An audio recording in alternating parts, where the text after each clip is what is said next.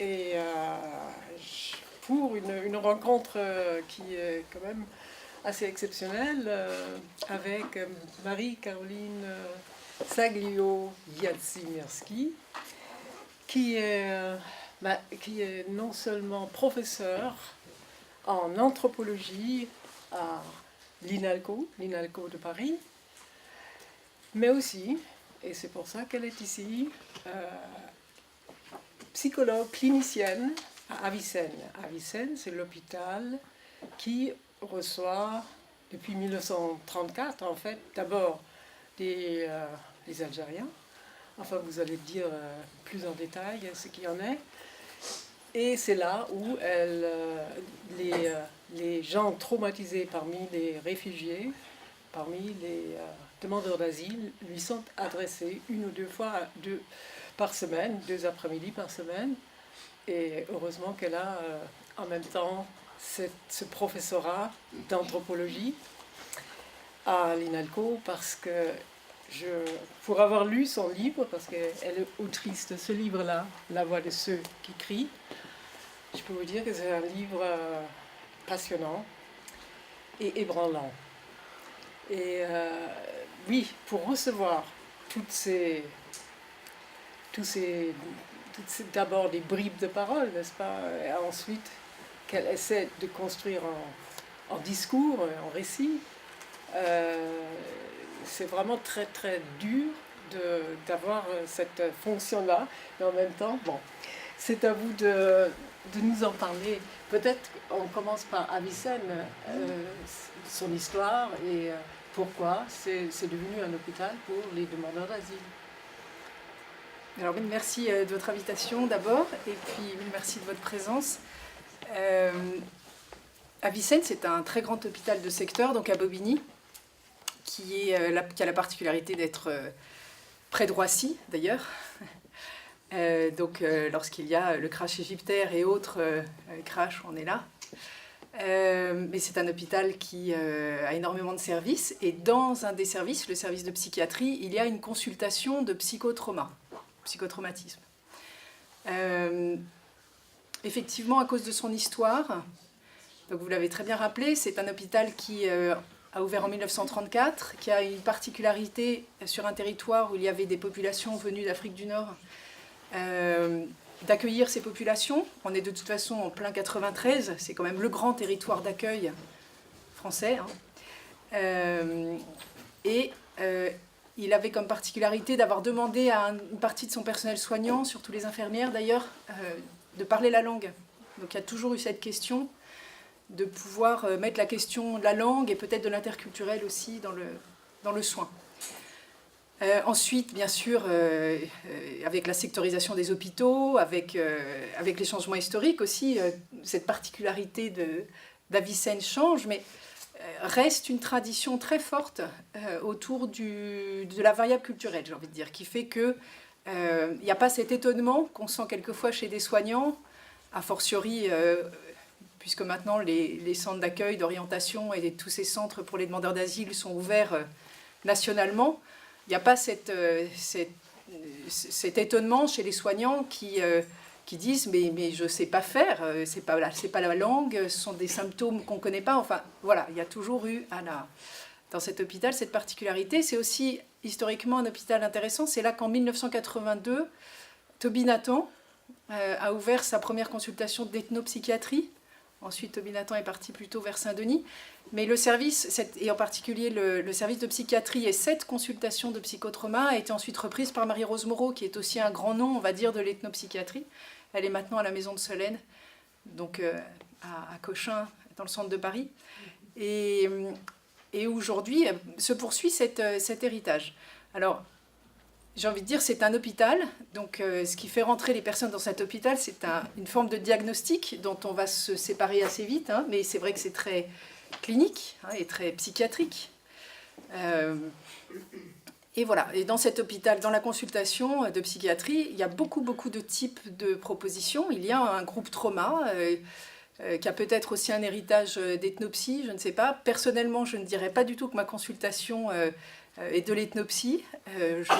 Voilà, j'en parle un petit peu au début du livre, pourquoi finalement. Mais on travaille énormément avec les langues. La question culturelle est absolument présente dans la consultation. Voilà.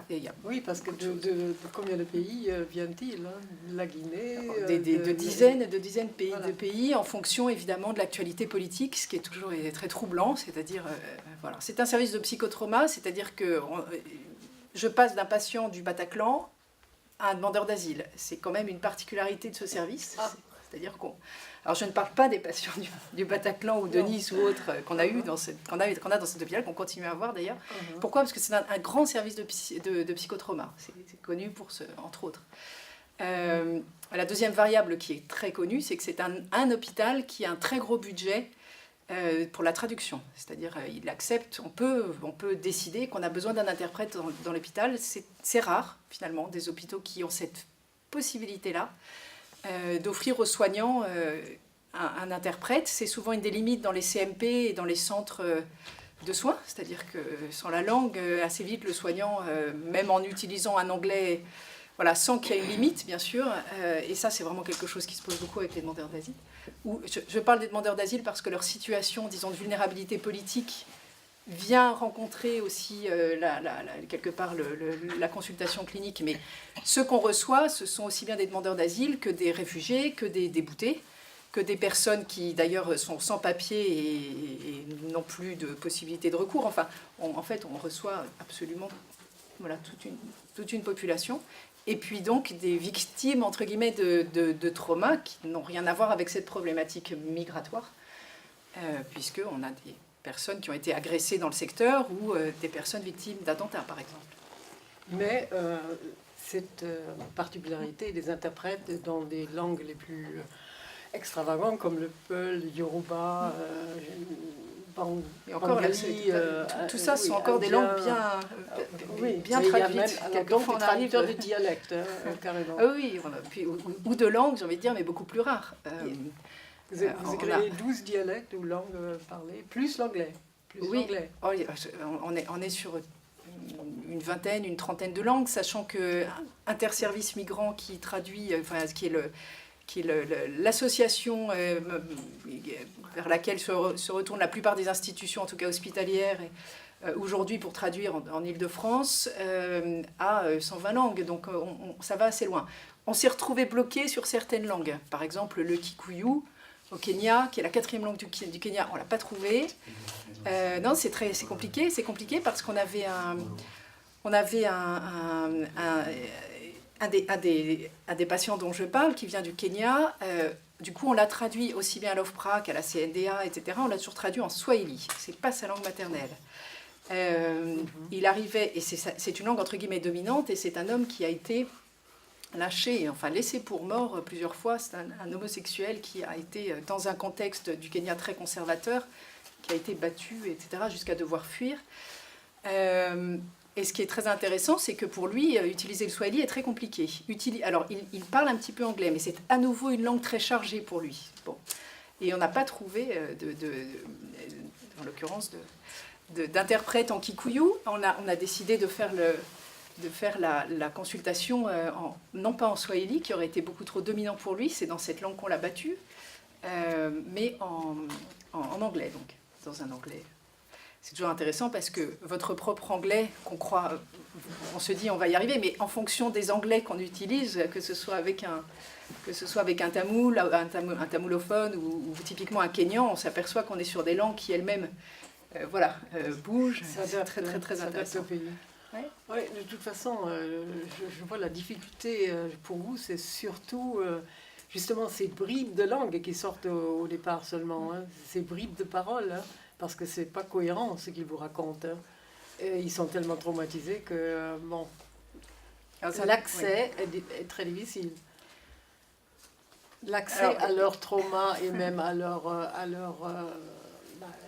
vous racontez à quel point ils ont des difficultés à en parler, étant donné ils revivent le trauma, le cauchemar de la torture, par exemple, ils le revivent dès qu'ils en parlent. Donc, c'est ça justement la question, comment vous arrivez à les amener à en parler quand même. petit à petit. Alors en fait, ce qui est intéressant, c'est que je les emmène pas, c'est eux qui viennent. C'est quand même une chose qui est importante à rappeler et qui est tout à fait particulière. C'est-à-dire que ce sont des personnes effectivement qui sont dans le cadre d'une procédure, pour beaucoup, une procédure qui leur demande de raconter de manière cohérente un récit. C'est le principe de la demande d'asile en France. Ce qui est effectivement complètement paradoxal lorsque, en face de personnes, entre guillemets, ayant subi un trauma, on n'aime pas trop le diagnostic finalement chez nous, mais c'est quand même cette idée qu'il y a qu'il y a un trauma, donc une effraction extrêmement violente, qui va avoir pour conséquence un certain nombre de symptômes. Les symptômes les plus classiques de ce qu'on appelle le psychotrauma, c'est les reviviscences, autrement dit les cauchemars extrêmement violents, qui font que ces personnes revivent en flashback les images. Et en fait, ce qui est intéressant, c'est qu'elles revivent les images. Elles ne peuvent pas les mettre en mots, mais elles revivent l'événement qui a été épouvantable. C'est le moment où on les a séparés des enfants, c'est le moment où l'ami, le frère, le père, l'enfant est mort devant eux, c'est le moment de la traversée où elles ont vu glisser leur ami. Enfin, c'est cette image-là qui va revenir. C'est le viol. Enfin, c'est toutes ces images qui reviennent extrêmement violemment, sans mots pour le dire, et qui en fait... Si tout le monde peut penser à éteindre son téléphone portable, merci.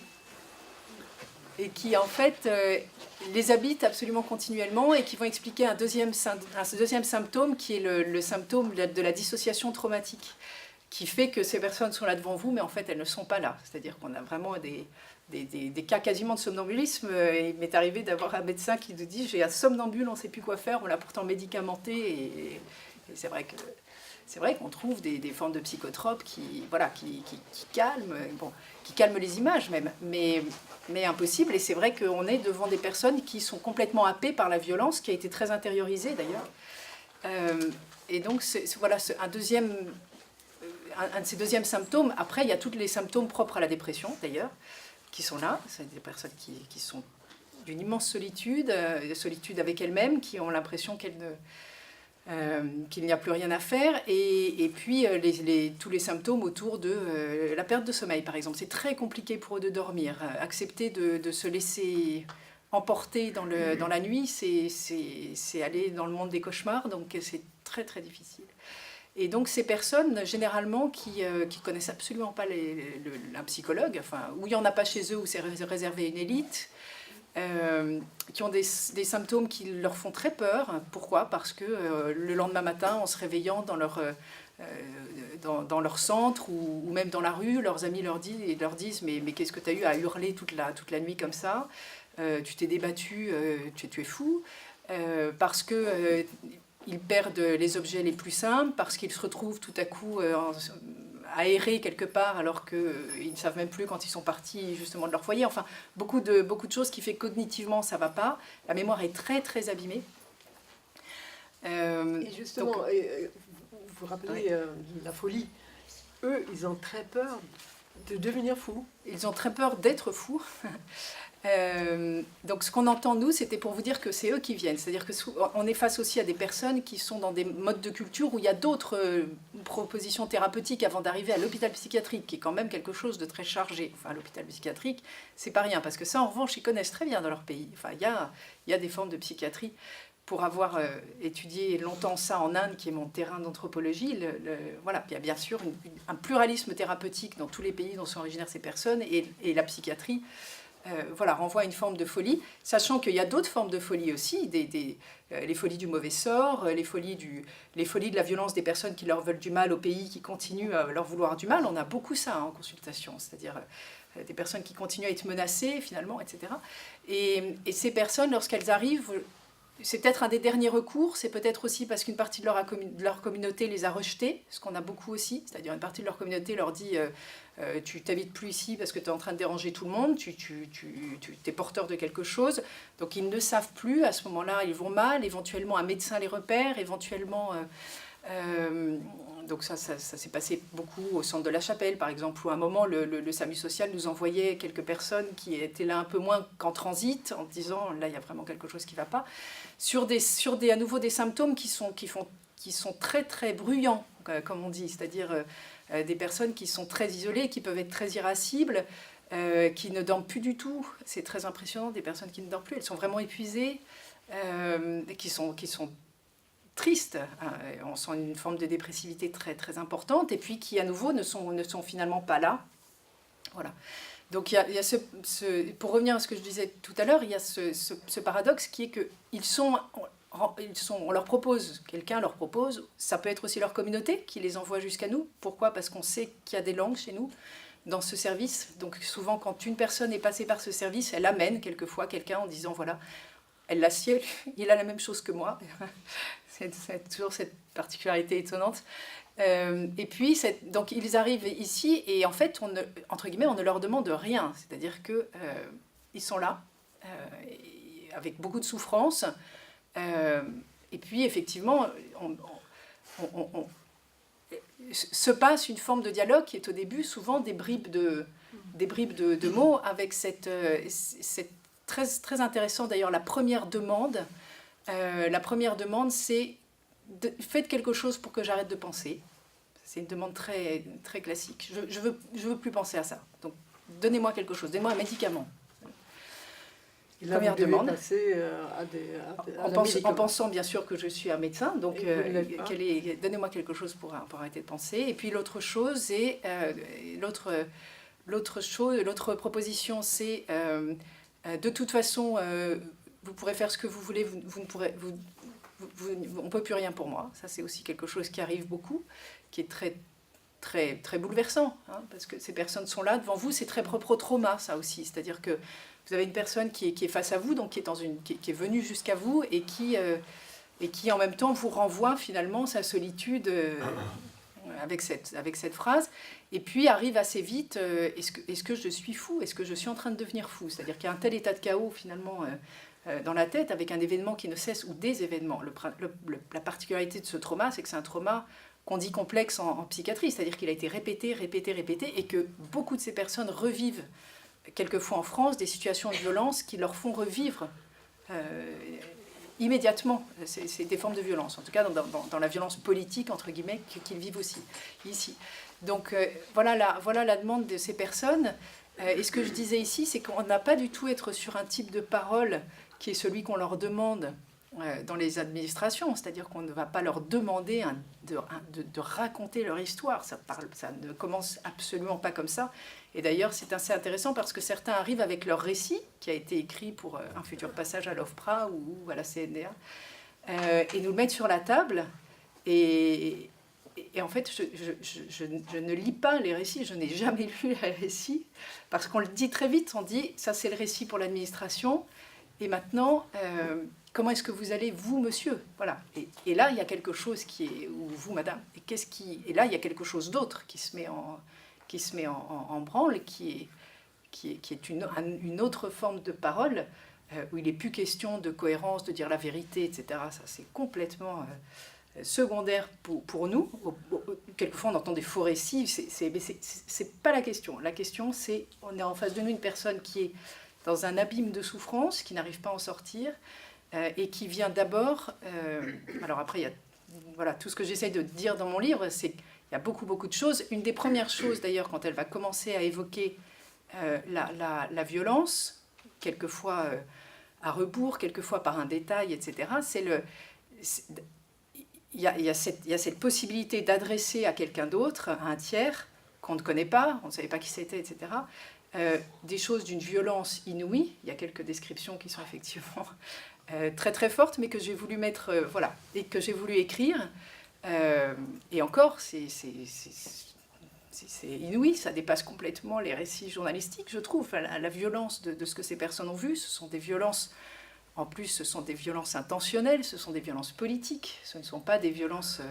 Ce n'est pas le tremblement de terre, ce n'est pas l'incendie de la maison, ce n'est pas ça. C'est la personne d'à côté qui a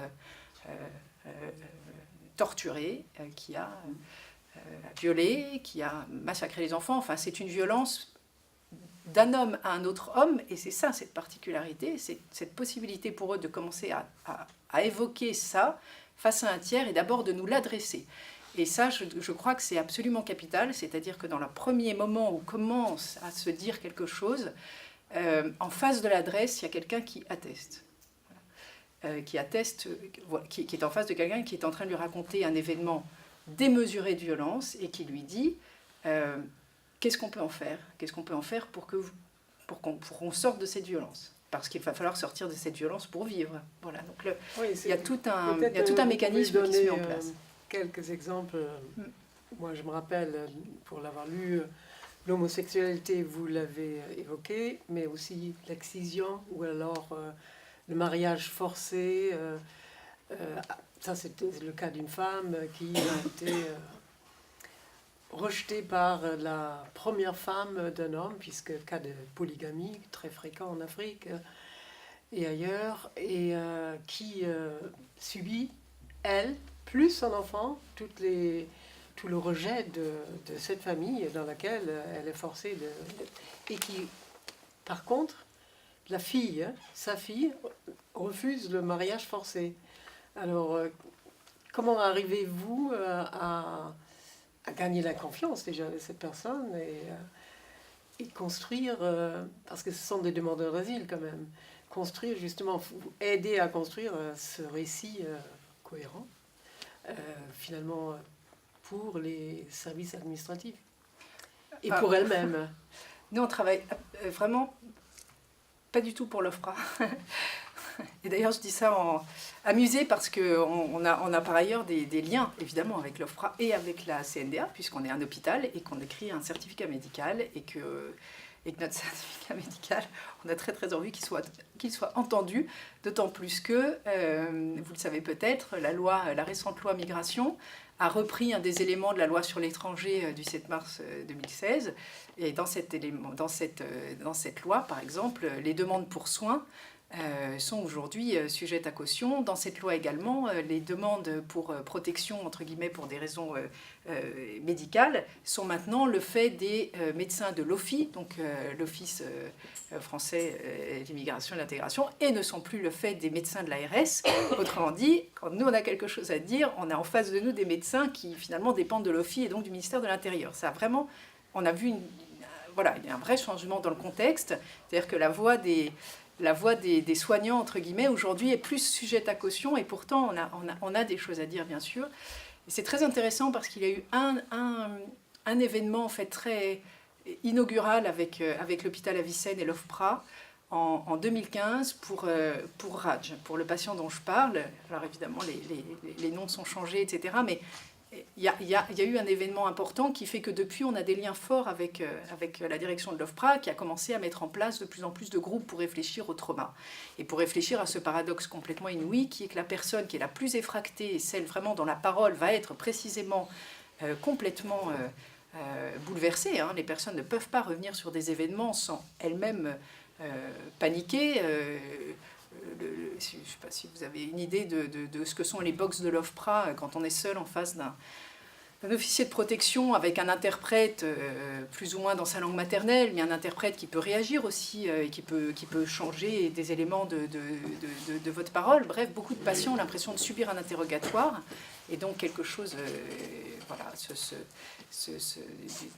va faire que la parole ne pourra absolument pas être entendue. N'en parlons pas à la Commission nationale des droits d'asile s'il a fallu faire un recours, parce que cette fois-ci, la personne se retrouve en face de 5, entre les assesseurs, les 3 magistrats. Enfin, c'est très compliqué pour un patient de comprendre que ce n'est pas un tribunal. En plus, ça s'appelle cour quand même. Donc, voilà. Donc, nous, on ne travaille pas pour ces institutions, mais en revanche, on prépare psychologiquement les personnes. Jamais en faisant des jeux de rôle, etc. Ça, c'est très technique, c'est les avocats qui font ça, etc. Ou éventuellement les associations, d'ailleurs. Mais nous on est ailleurs. C'est-à-dire qu'on est, par exemple, là, sur une femme qui a, par exemple, été violée, où il y a eu un viol collectif, il y a la question de la communauté autour, etc. Non seulement elle a pu le dire en consultation, mais elle est venue en consultation pour le dire, si vous voulez. Donc la question de la confiance, d'ailleurs, ça vient très vite. C'est-à-dire que les patients sont...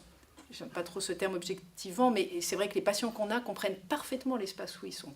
Vraiment, très, très, tout de suite. C'est-à-dire qu'ils savent qu'on n'est absolument plus l'administration, et ils comprennent aussi que nous ne sommes pas médecins, mais le médecin va être là quelque part, c'est-à-dire qu'il va avoir un lien tout de suite fait pour voir s'il faut les médicamenter, mais comprennent que c'est un lieu de parole. Et très vite, l'idée... On a même des patients qui arrivent en disant « je prends des médicaments, etc. » mais c'est pas ça dont j'ai besoin. Certains le disent très très bien. Je vois bien que c'est pas ça dont j'ai besoin. D'ailleurs, certains ont peur de prendre des médicaments, de devenir dépendant de quelque chose. Voilà.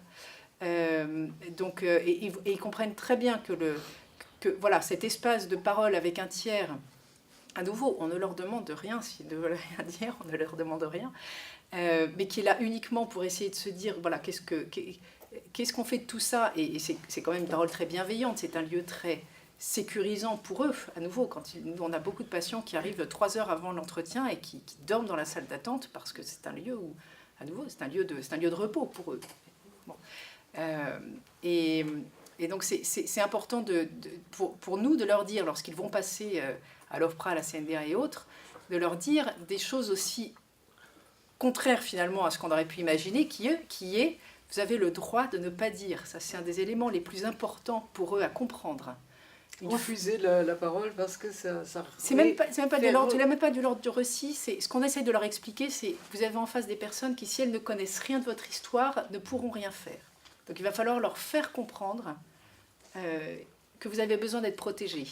Mais si vous ne voulez pas raconter votre viol, ce qui est quand même, quelquefois ils sont charcutés. Hein, je veux dire, on a de ces demandes des officiers de protection qui essayent d'en savoir plus sur les détails. C'est inimaginable. Bon, ça a fait l'objet de beaucoup de discussions entre l'OFPRA justement et nous.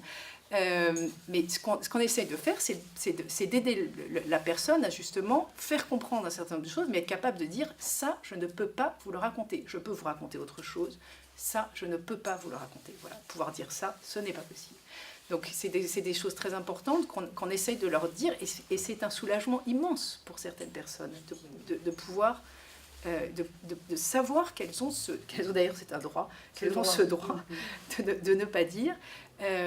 Donc, il y a beaucoup d'éléments comme ça en fonction des histoires qu'on essaye d'aménager parce voilà, il y a des zones de parole qui, si elles veulent un petit peu être entendues à l'OFPRA, mais sous forme d'information, j'ai envie de dire. À l'OFPRA, c'est une parole informative, c'est pas une parole pleine, mais au moins, si des choses peuvent se dire, il faut pouvoir aider les patients à savoir ce qu'ils peuvent en dire, ce qu'ils n'en diront pas, parce qu'ils ont le droit de ne pas en dire. Donc il y a tout ce jeu autour de la parole qui est très fort, même si voilà, la question de l'OFPRA, de tout ça, ce ne sont que des moments dans des thérapies qui sont longues. Hein. En moyenne, je vois ces personnes pendant 2 ans, en moyenne, je dirais. Donc c'est long. C'est long, c'est long. Et puis quand on se voit, on parle 1 heure, mais quelquefois on parle plus. Enfin voilà, c'est des moments d'échange très long. C'est pas du tout évident à l'hôpital public, j'ai envie de dire, qu'on voit un patient toutes les semaines ou toutes les 2 semaines. Voilà. Mais c'est vrai que c'est des thérapies qui sont... Mais cet OFRA, là, Office français de protection des réfugiés et apatrides, c'est ça que ça veut dire. Est-ce qu'ils ont recours à vous pour avoir... Parce que les patients, quand même, à vous, finalement, au bout de 2 ans, quand même, ils vous racontent leur histoire. Vous le savez, puisque vous l'avez décrit. Nous n'avons absolument pas interféré sur cet aspect-là. D'ailleurs, nos certificats médicaux ne s'engagent absolument pas, on n'a pas le droit d'ailleurs, et heureusement, sur la vérité de ce qui est raconté du récit. C'est pas notre problème. Et à nouveau, je tiens à le répéter, ce n'est absolument pas notre problème. C'est-à-dire que quand bien même un patient élaborait un truc complètement fou, on en a, hein, on a des personnes qui sont dans des états complètement défensifs.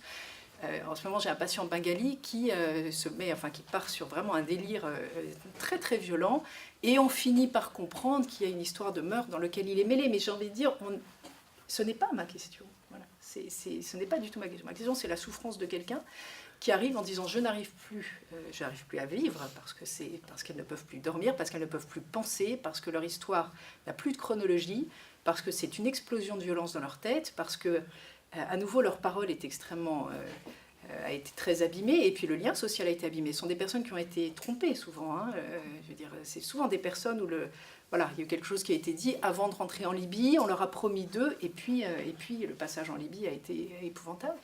Donc avec tout ça, si vous voulez, nous on est vraiment sur autre chose. Donc l'OFPRA et la CNDA, etc., n'attendent rien de nous là-dessus, heureusement.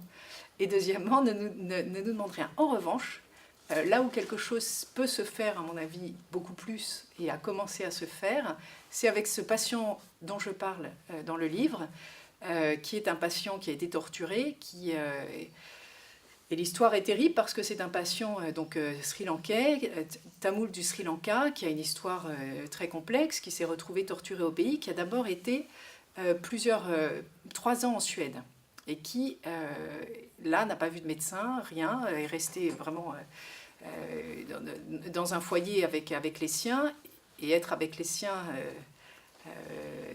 ça peut être soutenant comme ça peut être menaçant à nouveau, hein, évidemment, en fonction des contextes, des personnes, etc. Et puis lui a été en fait reconduit au Sri Lanka. Et quand il est arrivé à l'aéroport, il a été emprisonné pendant 1 mois. Et là, on l'a torturé de sorte que, mais c'est le propre de la torture aussi, que le ravage et que les bourreaux soient dans sa tête à vie.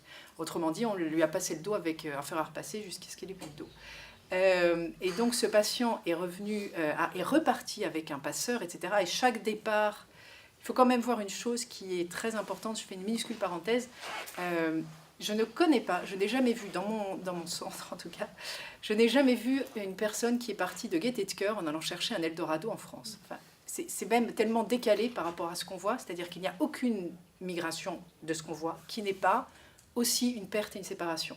Et toutes les personnes qu'on voit sont très inquiètes pour leur famille, sont complètement en lien avec ce qui se passe là-bas. Généralement, il y a des mandats très compliqués, il faut renvoyer de l'argent, il faut s'en sortir, ou bien il faut juste s'en sortir parce qu'à un moment on pourra faire venir sa famille qui est toujours en danger, mais qu'on ne pouvait pas protéger. L'idée de ne pas pouvoir protéger les siens est quelque chose d'insupportable. Donc vous avez des conflits terribles, des conflits de loyauté, enfin c'est vraiment beaucoup plus complexe que ça, et ça c'est vraiment une idée reçue, l'idée reçue qu'on vient chercher, voilà. Le seul endroit où quelque part il y a la migration devient une possibilité, disons, un peu plus positive, c'est quand elle protège physiquement d'être tué. Bon, au moins ici on est en sécurité, mais enfin c'est pas ça qui vous met de la joie dans la migration. Et puis cette particularité pour certaines femmes qui sont dans des contextes extrêmement violents, par exemple d'excision, de mariage forcé, etc., au moins voilà, d'échapper à cette violence-là, qui est une forme de violence intrafamiliale ou culturelle, etc. Bon. Mais à nouveau, ça ne vous met pas de joie et d'ambition pour migrer. Ce sont quand même des pertes et des séparations. Et donc l'histoire de Raj est terrible parce que c'est l'histoire d'un homme qui est reparti à nouveau en mettant sa famille en danger, il fallait de l'argent, etc., qui arrive en France, mais qui arrive en France comme un... Voilà, enfin, je le raconte dans le livre. La première fois qu'on a vu, parce qu'on est un service hospitalier, à nouveau, tout ça se fait pas seul. Hein, heureusement, d'ailleurs, il y a des médecins à côté s'il faut hospitaliser, s'il faut médicamenter. Enfin, vous avez des cas qui sont quand même très, très sévères, quelquefois, de trauma. On a toujours peur d'un passage à l'acte, on a peur d'un suicide, bien sûr. Et donc, Raj est arrivé comme un chien battu. C'était complètement déshumanisant, c'était extrêmement frappant. C'était un homme qui regardait plus du tout, alors en plus très noueux, qui avait dormi à la rue pendant des mois et des mois, qui est arrivé vraiment à gare dans la consultation parce qu'il y avait un réseau tamoul, il y a un réseau tamoul qui s'amène, entre guillemets, il y a un petit réseau soudanais, enfin en fonction des communautés, l'hôpital est plus ou moins connu pour la langue, à nouveau, comme je vous le disais, puis pour ce type de consultation. Et donc, il est arrivé, vraiment, c'est la première fois que je me dis, vraiment, je cherchais son regard sans pouvoir le trouver, enfin, on cherchait. Et puis Raj, c'est une histoire assez extraordinaire parce que 5 ans plus tard, il est en France, parlant suffisamment français, avec un CDI, et puis qui s'est marié, quoi. Enfin, donc une histoire c'est ça le miracle. Oui, enfin, voilà, je voudrais bien savoir comment vous faites alors je vous en pour parle. le reconstruire. Mais donc lui, quand il est arrivé à l'OFPRA, ça a été absolument dramatique. On avait beau écrire des certificats, on en avait dans... Il avait été torturé, hein. C'est un homme qui avait plus de dos. À la limite, moi je lui avais dit, s'il ne comprenait rien, enlève ton t-shirt. Enfin, c'est stop là. Enfin, il y a quand même... voilà. Et donc, il avait des certificats de tous les médecins qu'il avait vus. Il avait nos certifs à nous. Quand même, on est assez explicite, même si les FRA nous demandent de ne pas être explicite. Nous, on l'est. C'est-à-dire qu'on explique quand même... Voilà. Qu'on est en face de quelqu'un qui a subi des violences extrêmes. On n'est pas à dire il donnez-lui sa protection, mais on explique quand même la violence. Et puis là, arrivant devant l'interrogatoire, eh bien, ça a été un drame. Il s'est retrouvé en interrogatoire, donc il a fait une crise de panique, mais extrêmement violente, qui a beaucoup sonné les officiers de protection. Pour avoir beaucoup discuté avec les officiers de protection, quelquefois, bien sûr, ils le sentent, c'est très délicat, eux-mêmes sont quelquefois très bienveillants. Et là, ça dépassait les... Voilà. Donc, en fait, on a eu un coup de fil assez immédiat à l'hôpital, qui était, mais... Voilà, qu'est-ce qu'on fait? Et donc c'est très intéressant parce que c'est le début de la loi de 2015 où un tiers peut venir, mais pas n'importe quel tiers, ou un avocat, donc je trouve que ça met une petite inégalité entre les demandeurs d'asile, et puis ou quelqu'un d'une association, mais peut accompagner quelqu'un. Bon, en l'occurrence, un psychologue peut éventuellement accompagner s'il demande l'autorisation avec. Je suis venue une deuxième fois pour accompagner Raj, qui a donc eu un second entretien. C'était assez bouleversant cet entretien parce que l'officier de protection lui posait des questions et Raj ne répondait qu'à moi finalement parce qu'il savait que lorsque sa parole m'était adressée, lorsque je l'entendais, là tous les deux finalement, pas seulement lui, on tenait une autre parole et cette parole-là, il fallait absolument pouvoir la dire. Et finalement c'est ça qu'on essaye de porter avec les patients, c'est leur parole. Et quand on arrive à se dire qu'ils pourront la dire à l'OFPRA ou à la CNDA, voilà, là il y a une confiance et une force qui est étonnante, qui font que je crois que notre taux d'admission est très important. Et c'est pas dû au certificat, c'est dû à eux, enfin, même si on ne contrôle rien dans cette histoire, mais c'est dû aussi à cette possibilité de dire, à un moment de dire, voilà, je suis là devant vous et j'ai besoin de ça et voilà mon histoire, même s'il y a des pans entiers qui ne pourront pas être racontés. Donc, autrement dit, vous leur donnez à eux confiance en eux-mêmes à nouveau. Il y a ça, c'est certain qu'il y a ça, cette possibilité de se dire. Oui, parce qu'au début, ils ne peuvent non seulement pas se dire, mais je veux dire, eux ne comprennent pas les situations. À nouveau, la Cour nationale, enfin, ils ont l'impression devant ces administrations qu'ils peuvent être jugés et renvoyés à la mort, ce qui est pas loin de la réalité pour certains. Donc, si vous voulez, cette possibilité de revenir sur ce cadre et de leur redonner, en leur disant c'est vraiment c'est ta parole qu'il faut absolument leur faire comprendre, enfin retourner aussi cette passivité initiale qui est la leur, parce que ce sont des victimes, voilà. Et en refaire finalement des acteurs et réexpliquer leur parcours, c'est quelque chose d'essentiel. Donc effectivement, vous les valorisez en leur disant mais vous avez quand même quelque chose, vous avez subi ça, vous n'êtes pas seulement victime. La question de la victime, c'est quelque chose qu'on dépasse très vite. Au début, il faut absolument entendre, évidemment, que des personnes viennent se présenter comme des victimes, mais je pense que la victimisation, entre guillemets, est une impasse totale. C'est-à-dire que si vous voulez, ce sont des personnes qui ont souvent... c'est très intéressant d'ailleurs parce que la difficulté de la migration était tellement... Ce qui s'est passé au pays, puis la migration a demandé tellement de ressources psychiques quelquefois que ce sont des personnes ultra mobilisées qui ont réussi d'ailleurs des actes qui paraissent de l'extérieur, d'un courage absolument inouï, enfin on se dit... et puis lorsqu'elles arrivent en situation à se poser quelque part, qu'elles soient dans un foyer, enfin, tout à coup, boum, là il y a quelque chose comme une forme de décompensation et ça y est, elles sont victimes. Enfin, c'est très très violent ce passage aussi pour elles.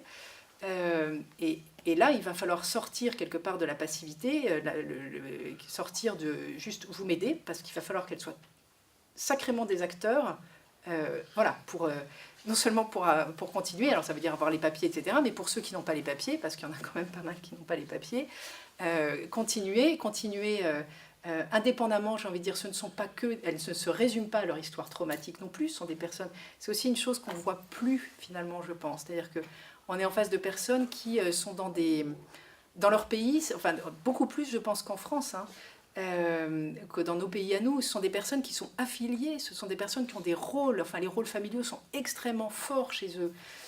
qui sont dans des systèmes d'affiliation, de mandat, etc. Et en fait, ça, il va falloir pouvoir le refaire, redonner une importance à ces personnes, ne pas les réduire uniquement à leur demande d'asile, à leur trauma, etc. Il va falloir que ces personnes, finalement, reprennent en main, quelque part, leur vie, replacent aussi leur trajectoire, que leur trajectoire ne soit pas seulement l'obligation de partir en laissant tout le monde, etc., mais que leur trajectoire soit il faut retourner, soit un choix, que ça soit un choix, que c'était une obligation. Si elles étaient restées là-bas, elles se seraient fait tuer, et elles ne pouvaient plus rien faire pour leur famille. Elles sont ici, c'est d'ici qu'elles peuvent refaire quelque chose. Donc il faut quand même, voilà, ça demande un retournement fort pour essayer de retrouver un acteur qui a absolument besoin d'être acteur. Parce que la route est difficile. Hein, quand même, Et donc le récit devient témoignage. Alors le témoignage, j'ai envie de dire encore après. Témoin, c'est quand même quelque chose que j'ai valorisé. La question du témoignage est extrêmement valorisante, mais je crois que c'est quelque chose qui arrive en fin de thérapie, c'est-à-dire pas au début. C'est-à-dire au début, la personne enfin, de toute façon, toute atrocité, quelque part, renvoie le sujet à lui-même et l'isole terriblement, même des siens. Enfin, quand en soi-même, on a vécu des choses épouvantables et que sa propre famille est touchée, etc., on est seul avec ça.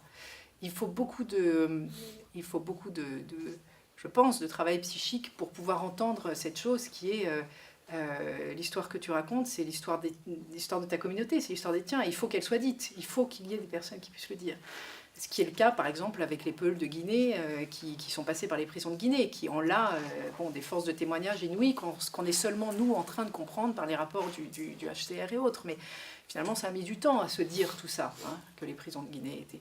Bon, et du coup, c'est cette idée du témoignage-là qui est quelque chose qui donne énormément de force, effectivement, aux patients. C'est quelque chose qu'ils peuvent entendre un peu plus tard. Et pour moi, il y a à nouveau l'histoire de Raj est très, très importante parce que c'est un patient qui lorsqu'il est arrivé avec son regard vraiment fuyant, c'était terrible. Et puis voilà, c'était un homme qui était aussi sombre que les ombres dans lesquelles il se cachait. Il était dans la rue. Est arrivé lui en disant je veux tout oublier. Comment on fait pour tout oublier? Donnez-moi des médicaments, je veux plus rien. Voilà, c'était la demande initiale. Et qui, au bout d'années de thérapie, lorsqu'il il était sur ses deux jambes, nous dit à la fin, quand on lui a dit, mais à la fin, on lui dit, vous allez bien, monsieur. Et ça, c'est un truc incroyable de pouvoir dire à un patient, vous allez bien. Bon. Et lui dit, lui a eu cette phrase incroyable qui est, comment je vais faire pour me souvenir de tout ça? Et ça, c'était inouï. C'est-à-dire, comment je vais faire pour pouvoir le dire ensuite aux autres, pour porter ça. Donc ça, c'était un retournement vraiment complet, j'ai envie de dire, dans la situation de personnes qui arrivent écrasées par la violence, comme des victimes, et qui en sortent comme des acteurs, finalement, avec une histoire très forte, mais une histoire qui peut être portée, qui peut éventuellement être dite, qui peut être transmise aux enfants, qui peut être transmise aux siens. Enfin, ce sont des témoins aussi. Voilà. Vous donnez quand même des exemples où... les victimes de ces situations complexes se sont battues contre l'intégrisme. Alors, est-ce que tout en étant croyant, est-ce que la croyance, la religion peut jouer un rôle fortifiant? Alors, j'ai un long passage sur la prière, qui est une parole, une modalité de parole qu'en général les patients connaissent très bien. La question de la religion est absolument fondamentale dans la thérapie. C'est entre guillemets, et j'ai toujours un peu de mal à dire ça évidemment, mais je le dis avec beaucoup de respect, c'est un incroyable levier thérapeutique, c'est évident. Et c'est très compliqué d'avoir des personnes qui ne croient pas d'ailleurs. C'est-à-dire c'est plus compliqué thérapeutiquement, on a moins de leviers et qui d'ailleurs ne croient pas du tout. C'est-à-dire qu'on a des personnes qui ne peuvent absolument pas se représenter finalement leur mort, voilà, et qui ne peuvent pas qui ont d'ailleurs souvent des difficultés autour de ce travail de deuil, etc. Parce qu'il n'y a pas un ailleurs, il n'y a pas de justice divine, il n'y a pas tout ça, est très très très important dans une thérapie, parce que c'est un monde finalement qui permet de dire à la personne il y a des éléments qu'on ne contrôle pas. Voilà, la première chose. La deuxième chose que ça permet de dire, c'est ce que vous avez vécu, ça s'appelle aussi une épreuve. Et là, ça donne une dimension à l'expérience qui est complètement différente. C'est pas juste un massacre où on vous a exterminé. Vous avez traversé une épreuve. Qu'est-ce qu'on fait de cette épreuve? C'est complètement différent. La situation est complètement différente pour la personne. Lorsqu'elle a l'impression d'avoir vécu une épreuve, voulue par Dieu, voulue par... Bon, mais qu'elle a traversé cette épreuve et qu'aujourd'hui, elle est ici. La parole de la prière est une parole qui est communautaire, souvent, pour beaucoup, donc qui les réaffilie à des formes de discours, et qui est une parole très apaisante. Donc nous, on a beaucoup de patients qui, effectivement, on leur dit, qu'est-ce que vous faites pour vous? Il faut trouver des moyens pour se calmer. Quand dans la nuit, on commence à faire une crise de panique, etc. Donc un des moyens pour se calmer, c'est d'écouter des sourates. Voilà. Il y en a beaucoup. Et c'est capital. Et c'est se réaffilier culturellement. Voilà, donc pour certains, c'est très important. Donc nous, on est très attachés à ces questions-là, même si nous ne rentrons pas. Alors à nouveau, c'est là que je dis que je ne suis pas du tout ethnopsychiatre. C'est-à-dire qu'on voit bien qu'il y a des réponses qui en fait vont être données par l'imam. C'est pas nous qui allons les donner. Donc éventuellement, on leur dit, allez poser cette question. Voilà. Bon, mais c'est très bien d'ailleurs qu'il y ait plusieurs espaces, heureusement, de rencontres, de questions, etc. Sinon, ça serait compliqué si on était tout seul. Heureusement qu'il y a énormément d'espaces tiers. C'est une chose qu'on fait d'ailleurs beaucoup en consultation, c'est-à-dire qu'on a l'impression de réouvrir des espaces tiers. Quelquefois, on fait très attention à ça, de voir qu'une personne nous dit qu'elle est allée à la mosquée. Ça veut dire qu'elle... Alors ça peut mal se passer, mais ça peut aussi vouloir dire qu'elle est en train de revenir à quelque chose qui était soutenant pour elle, etc. Ou à une forme de communauté. Sachant qu'évidemment, il y a toute cette question que vous avez abordée dans le témoignage, qui est que à travers des trajectoires très individuelles, vous avez des questions collectives énormes qui se passent, des déplacements de population, des personnes qui savent très bien que leur communauté est particulièrement touchée par les violences. À nouveau, je n'ai rencontré dans les questions, en particulier autour de l'islam, que des personnes qui s'étaient retrouvées en situation d'opposition avec une forme de radicalité islamiste. Donc il y a beaucoup de personnes qui sont parties. Il y a évidemment beaucoup d'Afghans dans ces questions-là, qui se retrouvent dans des zones autour de Kapisa et autres, où vraiment les violences talibanes sont terribles. On leur a fait faire des trucs absolument terribles. Vous avez beaucoup des formes d'islamisme dur, avec des personnes qui se sont retrouvées pour des questions intrafamiliales ou homosexuels, etc., se sont retrouvées dans des mises à mort, quoi. Donc voilà, elle retrouve, je crois, en France, la possibilité aussi de revenir à des formes de croyances, à leur foi, qui est une foi à nouveau beaucoup plus tolérante que toutes ces formes-là qu'elle condamne. Ça, c'est quelque chose de très systématique.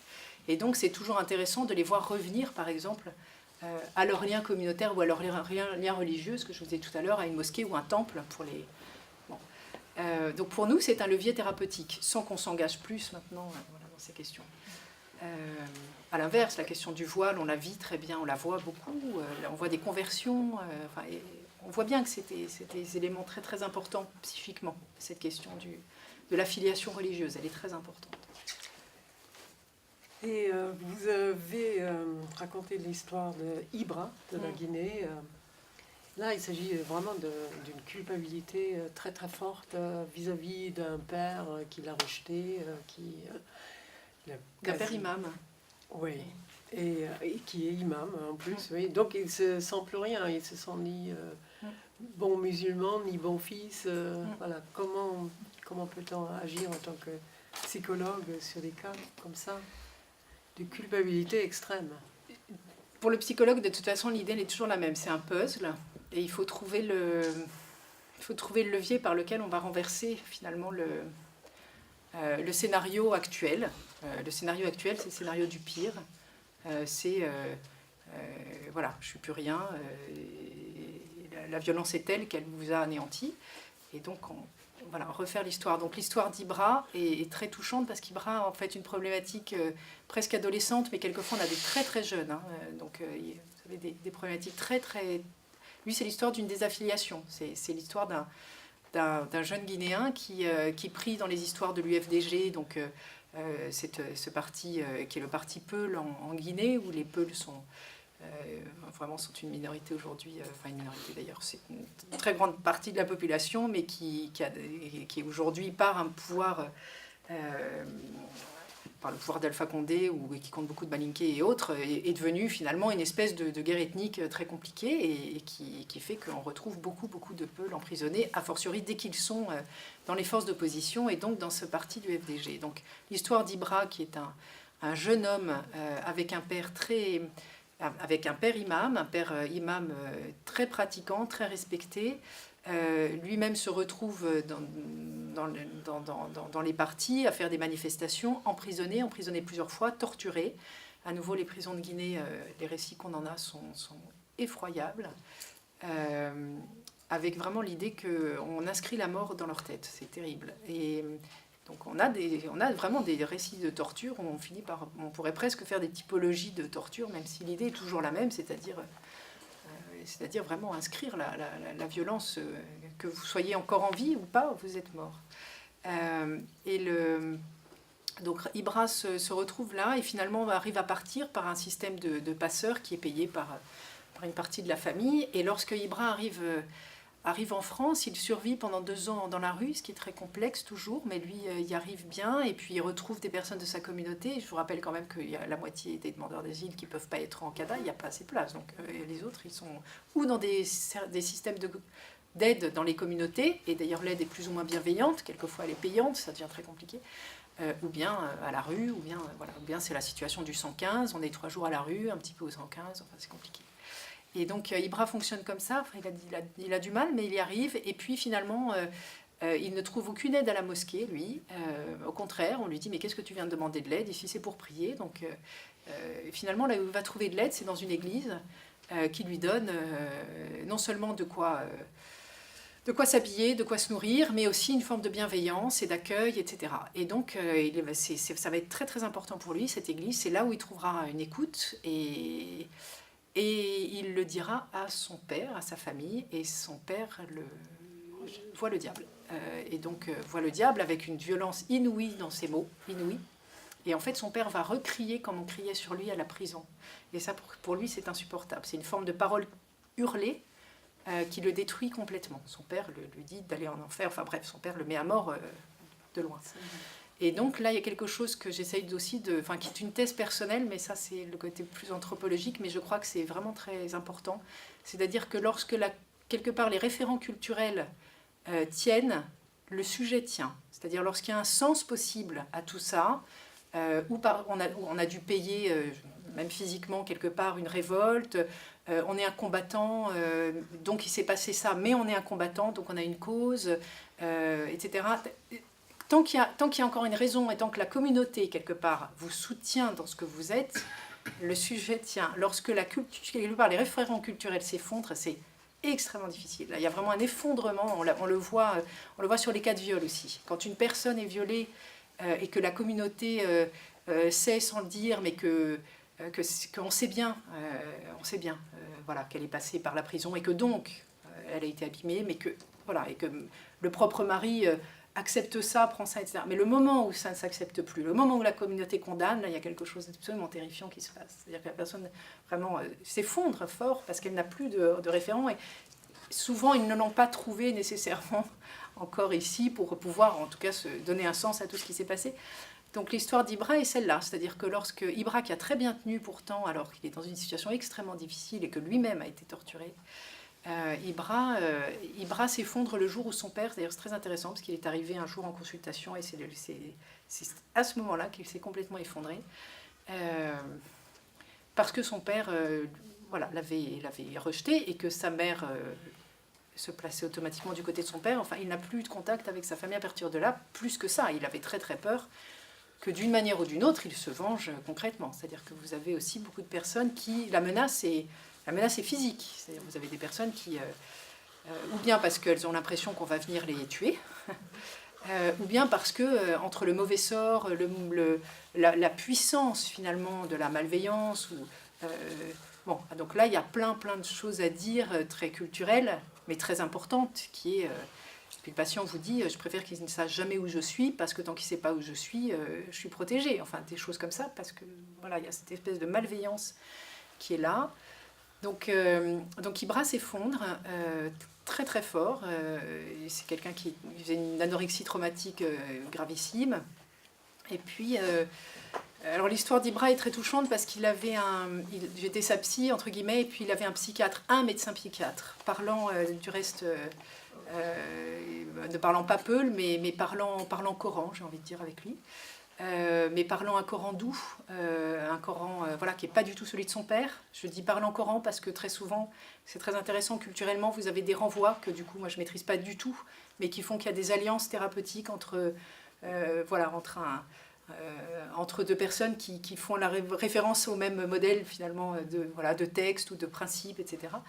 Et c'est vrai que pour Ibra, qui a mis beaucoup de temps à sortir de cette désaffiliation épouvantable, le fait d'avoir 2 soignants renvoyés à des formes d'imago paternelle et maternelle beaucoup plus positives pour lui, et puis alors lui venait passer à l'acte beaucoup, c'est-à-dire buvait énormément, prenait tous ses médicaments, arrivait le lendemain dans un état voulait être hospitalisé, mais avait très très peur d'être hospitalisé parce qu'hospitaliser quelqu'un, l'unité carcérale est épouvantable pour certains.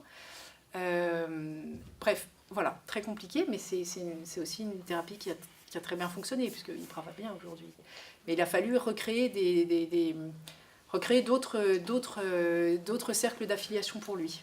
Et ça a été très compliqué culturellement, parce que ça ne pouvait pas être l'Église, du coup. Ça a été possible pour lui, avec d'autres amis Peul, etc. Et avec cette phrase-là qui est « Si vous étiez resté en Guinée, qu'est-ce que vous seriez aujourd'hui ?» C'était l'aîné son père était imam, c'était l'aîné.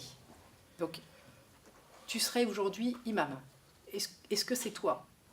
Non, c'est pas moi. Il ne supporte pas ce discours de la violence. Enfin, pour lui, c'est un discours de la violence tel qu'il le vivait chez son père, en tout cas. C'est un enfant qui avait été à la madrasa, qui avait été vraiment... qui avait eu un enseignement très très dur, comme certains de ses enfants. Apprendre par cœur le Coran. Oui, mais et puis avec une forme de violence, le fait que lui n'avait pas du tout supporté. Donc la question était finalement, est-ce que c'est pas ici que tu peux trouver quelque chose de toi-même, etc. Et puis il y a cette idée du plus tard.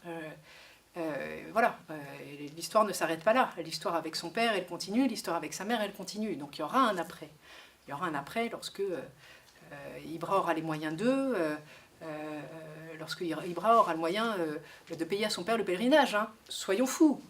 Mais voilà, il y a un moment où quand on dit ça aux patients, tout d'un coup, il se rend compte que voilà, on est à un moment de l'histoire. Mais bon, donc là, je vous dis quelque chose. Mais c'est vrai qu'on est aussi beaucoup sur ce jeu-là avec les patients, c'est-à-dire que les projeter, beaucoup plus tard, dans l'avenir, parce que ce sont des acteurs aussi. Ça permet de sortir de la violence initiale dans laquelle ils sont. Ils sont très abîmés dans une forme finalement de passé qui engloutit le présent. C'est la particularité. Oui, la difficulté, c'est aussi les sortir de leur état de victime pour faire des acteurs, mais aussi pour retrouver un lien dans le pays d'accueil, parce qu'ils ne peuvent pas retourner chez eux, de toute façon.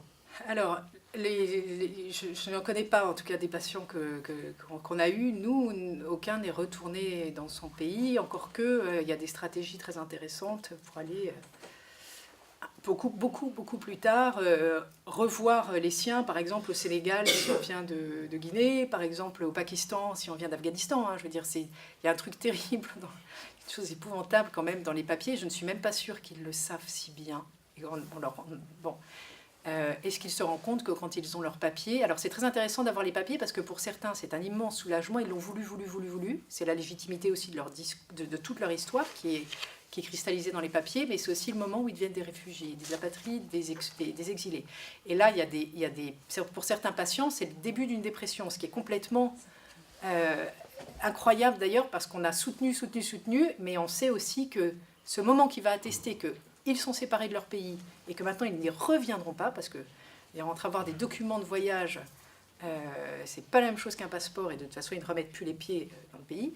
Là, il y a quelque chose de terrible pour eux. C'est-à-dire que tout d'un coup, ce pays dont on avait, enfin eux le disent, ils ont la terre aux pieds, c'est incroyable. Ils sont empreints de leur pays, ils aiment beaucoup leur pays. Je n'ai eu qu'un cas en fait pas les dizaines et dizaines, je n'ai qu'un cas d'un Bangladais qui m'a dit « je hais mon pays ». Mais sinon, ce n'est jamais ça. Sinon, ce sont des personnes qui aiment profondément leur pays, d'ailleurs, qui sont toute la journée à essayer de regarder ce qui se passe là-bas, enfin, qui se tiennent au courant. On a eu, pendant qu'il y avait Ebola, on avait nos patients qui donnaient la moitié de leur allocation pour payer ce qui se passait dans les pays. Enfin, ce qui est quand même très impressionnant. Finalement, il y a une forme de... Et du coup, il y a cette espèce d'effondrement possible, pas toujours évidemment, mais lorsque les papiers arrivent, voilà, donc il faut réussir aussi à comprendre ce que c'est que ce territoire d'accueil, comprendre ce qu'il protège, comprendre aussi comment on pourra à un moment continuer à faire le lien, comment on va se faire le lien, si on ne peut pas faire venir la famille par exemple, si les parents sont de toute façon... ne sortiront jamais du pays parce qu'ils sont trop âgés, parce qu'ils sont malades. Voilà. Donc là, il y a il y a beaucoup de choses à réfléchir en fait autour de ça avec les patients. Sur ce qui, voilà, on peut être, cette phrase qui est tout le temps là, hein, on peut être à 8000 km des siens et être beaucoup plus proche d'eux que n'importe qui parce qu'ils vivent avec vous tout le temps. Voilà, vous les portez tout le temps. Donc ça, c'est des choses qu'il faut pouvoir dire, mais bon, qu'il faut pouvoir aussi aménager lorsqu'on sait qu'il y aura pas qu'ils ne les reverront jamais, enfin, ce qui est le cas aussi de certains. Bon, peut-être il est temps de passer au public. Et si vous avez des questions, levez la main. Voilà, monsieur. Oui, je voudrais savoir, s'il vous plaît, quand vous dites que vous rendez la parole aux patients, vis-à-vis de l'OFPRA, cette parole, elle est en français ou il y a aussi un traducteur quand ils défendent leur position? Ils sont avec un interprète. Ah, d'accord. Ouais. C'est très compliqué la question d'interprète pour eux. Quelquefois ça se passe très bien et quelquefois ils ont l'impression que c'est par l'interprète qu'ils sont trahis en fait. Pour plein de raisons. Ou pour des raisons politiques, parce que ils viennent de... Voilà. L'interprète, alors nous on travaille avec des interprètes qu'on connaît très très bien, qui sont là pendant toute la thérapie, etc., qui sont très... vraiment, qui ont une position formidable, qui est aussi une position un peu de médiateur quelquefois. Enfin, mais c'est très impressionnant comme quelqu'un évidemment du pays... identifie en une seconde la personne en face de qui il est. Hein. Je veux dire, l'interprète, en général, il a compris l'histoire et puis il a compris l'histoire du côté de l'OFPRA. C'est-à-dire qu'il sait parfaitement si c'est un vrai récit, si c'est un faux récit, etc. En plus de ça, vous avez des interprètes. Donc c'est compliqué pour l'interprète, j'ai envie de dire, au niveau de l'OFPRA et de la CNDA, de continuer à traduire. Voilà. Donc très souvent, c'est intéressant parce que la personne et l'interprète se reconnaissent. Voilà. On a eu des cas où, sur des éléments un peu plus... des valeurs, entre guillemets, certains interprètes ne voulaient pas traduire, je ne sais pas, une femme ou un homme homosexuel, etc. Il y avait une gêne, et du coup, vous avez cette inquiétude, évidemment, du demandeur d'asile, du requérant, du demandeur qui ne sait pas s'il a été bien traduit, qui commence à se crisper. Enfin, puis là, il y a quelque chose qui passe plus, du coup, c'est très compliqué. Nous, on a tendance à... On est en lien, en fait, avec les avocats de la CNDA. On sait très vite quel est l'avocat, on se met en lien avec eux. S'il y a une possibilité de parler même un mauvais français, c'est presque plus intéressant pour la personne, parce qu'elle maîtrise ce qui se passe. C'est pas mal. Donc ça, c'est typiquement un peu le Guinée, puisqu'il a fait sa scolarité en français à minima. Mais ça, c'est des questions qui sont vraiment très importantes, parce que voilà, il y a quand même une... on sait bien que c'est pas seulement les informations qui vont faire qui vont donner les papiers. Hein. C'est ce qu'on appelle, c'est aussi l'intime conviction. Donc, si on a l'impression d'une parole fausse ou de trucage, on n'en sort pas. Enfin, en une seconde. Donc ça, c'est des éléments qui sont très importants. La question de l'interprétariat est complètement essentielle et je regrette énormément, enfin moi qui enseigne dans une école, par ailleurs dans une université où on étudie 130 langues, je regrette énormément que la question des langues n'ait pas été posée de manière beaucoup plus officielle, systématique. Elle commence, hein, l'OFPRA exige maintenant, fait beaucoup plus attention aux interprètes, etc. Mais c'est un élément essentiel. En principe, toutes les administrations ne devraient s'entretenir et ne devraient faire signer que des papiers que les exilés comprennent. C'est absolument pas le cas, c'est absolument pas respecté. Ça donne des armes éventuelles pour des recours, mais enfin, quel avocat prend le temps d'aller faire un recours quand à la préfecture on n'a pas fait signer, je veux dire, un Érythréen anti-Grignat, quoi. Donc c'est quand même très compliqué cette histoire de langue, elle est fondamentale. Je suis en ce moment à essayer d'ouvrir une maison de l'hospitalité dans le 93 avec en première demande les langues. C'est obligatoire. Voilà, donc on est vraiment sur la question d'interprète capitale. Mais en principe, l'OFPRA a obligation de mettre l'interprète de la langue. S'il ne trouve pas le Kikuyu, il va mettre la langue officielle du pays que la personne comprend. Compliqué. Pardon. J'ai une autre question. Vous parlez toujours de rencontres individuelles. Est-ce que vous travaillez en groupe aussi?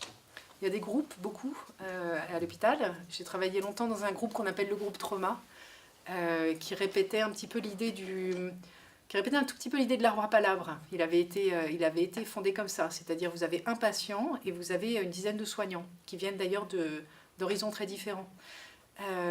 Et donc on est sur un jeu d'écho, etc. Donc ça, j'ai travaillé quelques années dans ce groupe, très très intéressant. Probablement pour un type de patient l'acceptant, c'est-à-dire jamais j'imagine une femme d'Asie du Sud dans un groupe comme ça, c'est même pas pensable. Je veux dire, la honte et le stigmate, etc.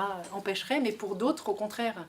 Il y a du reste des expériences absolument extraordinaires, par exemple dans la Maison des Femmes, dans laquelle on envoie certaines patientes qui ont été excisées, etc., et qui reçoit beaucoup de personnes, surtout d'Afrique noire, de femmes, qui là trouvent dans les groupes une forme d'agentivité, quoi. Enfin, elles peuvent porter quelque chose de très fort pour aussi les autres femmes. À nouveau, ça dépend beaucoup de la personne, du patient, quoi. Et puis, il y a beaucoup d'autres groupes. Il y a des groupes transmission, par exemple, très intéressants, quand on a des familles entières sur lesquelles le trauma ne cesse de... le trauma, en fait, se passe, quoi, comme une maladie. Et lorsque vous avez des retours d'enfants, ça, c'est quand vous avez des enfants qui reviennent après des séparations de 5 ans, 6 ans, des regroupements familiaux. C'est très compliqué, un regroupement familial, quand la séparation a été très longue et qu'elle s'est souvent faite sur un malentendu.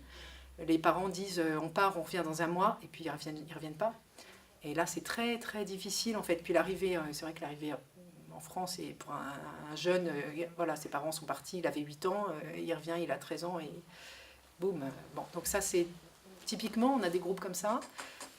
En fonction des problématiques, il y a une série de groupes. Oui, tout à fait. Et puis il y a une série de médiations possibles qu'il faudrait beaucoup développer autour du corps. Vous avez des personnes qui, c'est pas par la parole qu'elles reprendront ancrage. On sent bien qu'il y a quelque chose d'abord autour du corps qui est très effracté, surtout quand il a été battu, violenté, etc. Il y aurait beaucoup d'autres médiations possibles encore. Et en général, d'ailleurs, dans les centres qui s'occupent des demandeurs d'asile, que ce soit des centres associatifs comme le COMED, ou bien des services hospitaliers, il y a toujours des groupes et des médiations. Nous avons parmi nous aussi des gens qui travaillent avec des immigrés, le directeur du centre d'accueil, ici à Antony, et l'animateur d'un thé Babel, ça s'appelle, ou Babel Thé.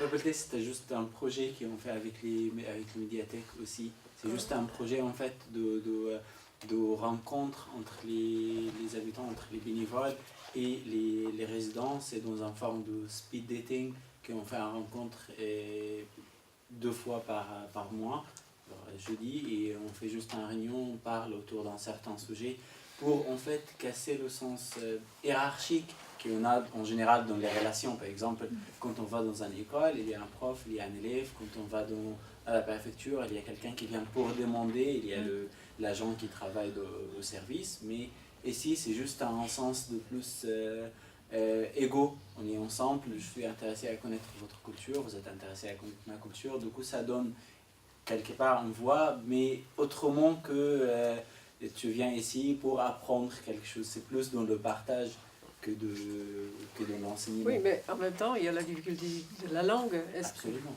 Comment vous faites alors? Vous avez des interprètes? Nous, vous se débrouillez? Oui, on sait se débrouiller parce que aussi avec les bénévoles, on travaille beaucoup sur les cours de français. Donc on a des cours classiques sont assurés tous les cours sont assurés par les bénévoles. Récemment, on a commencé à engager des groupes professionnels pour les statutaires, pour les personnes qui ont eu déjà leur papier, pour nécessité de travail, de vraiment s'engager dans la société. Du coup, il fallait des cours professionnels, mais la majorité des résidents, elles passent par les cours des bénévoles. Et du coup, les personnes qui sont quelque part commencé à parler, on commence à les engager dans d'autres projets comme Babel Thé qu'on fait avec les médiathèques. Et vous parlez quelle langue?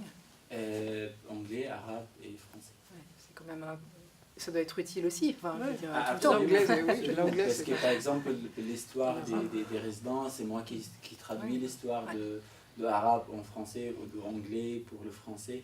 Et du coup, là-dessus aussi, c'est très important parce que beaucoup des résidents, elles ont des problèmes avec l'OFPRA, justement, à cause de comment leur histoire a été traduite. Parce que parfois, en fait, la forme de texte n'est pas pareille. Donc, les officiers de OFPRA, elles posent des questions par rapport au texte, comment ça a été écrit. Et parfois, les personnes n'arrivent pas à répondre parce que c'est lié vraiment par rapport aux formes et pas par rapport aux histoires. Et du coup, l'officier peut sentir que c'est une fausse histoire ou c'est juste quelque chose qui était inventé juste à cause des manquements de détails ou des dates ou parfois même le sens de timeline, le fil de temps, comment les choses ont été construites. Parfois, elles refusent les choses parce qu'elles pensent que ce n'est pas bien construit par rapport au temps. Il y a un outil universel qui est Google Traduction. Qui fait des catastrophes. Oui,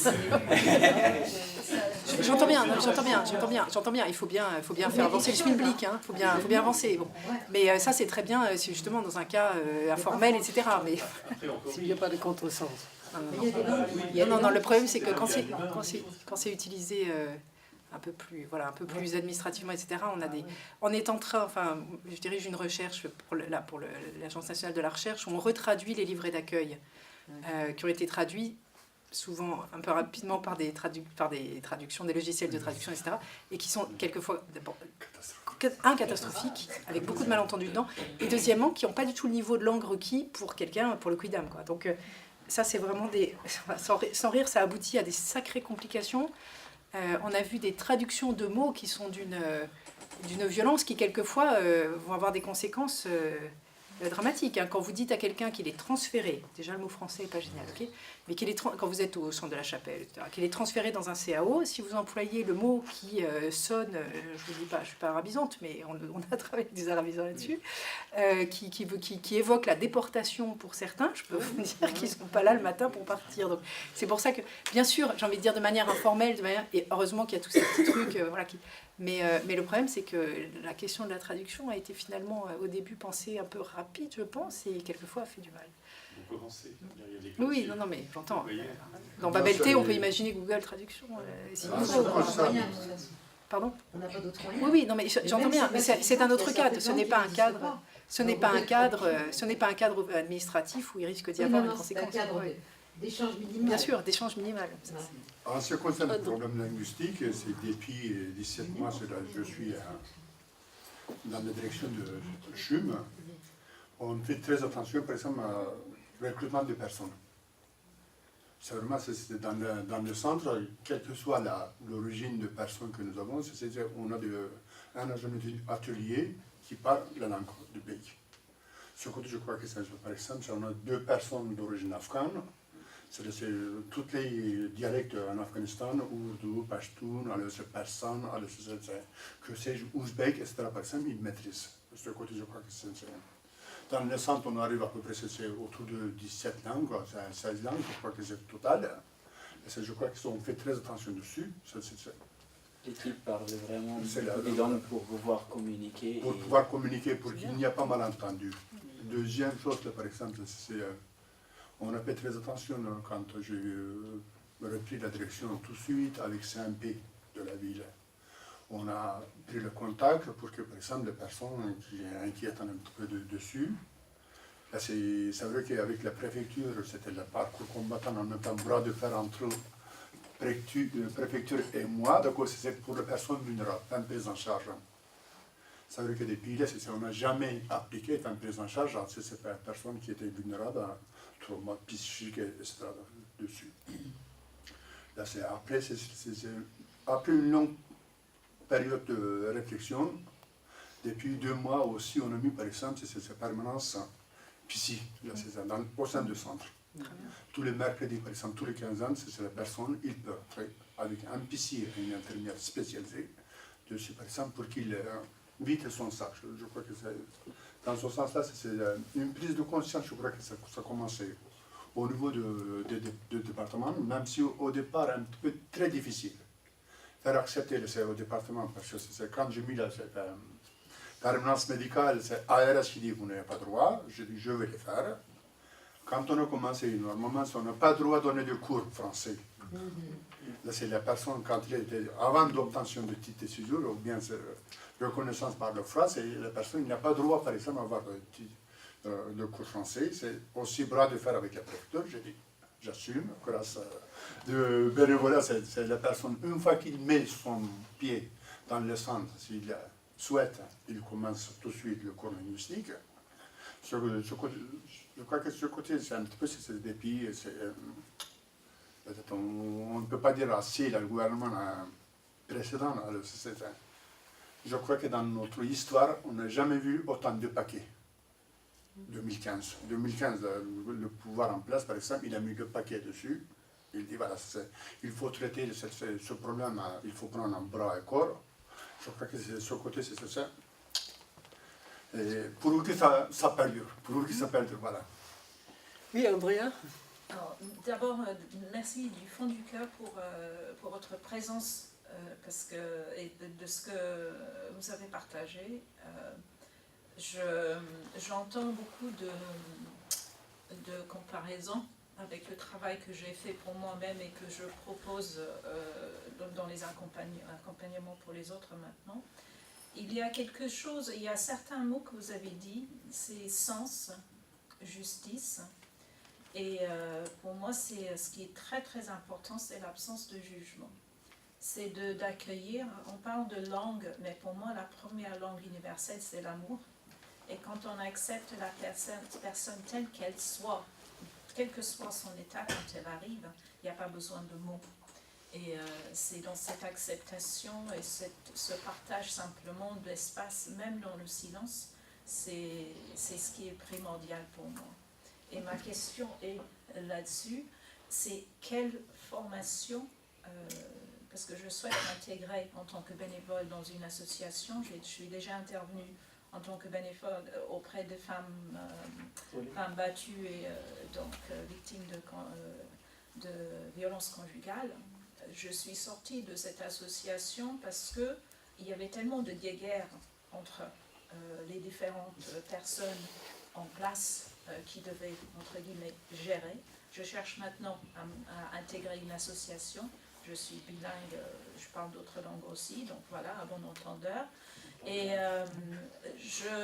ma question c'est, quelle formation est-ce que les personnes reçoivent dans l'accueil des réfugiés? Parce que j'ai déjà essayé de passer par le centre Minkowska à Paris, et encore une fois, je ne faisais pas, j'avais pas le profil pour être acceptée, je n'ai pas de formation psychologue, sauf un début de thérapeute, voilà.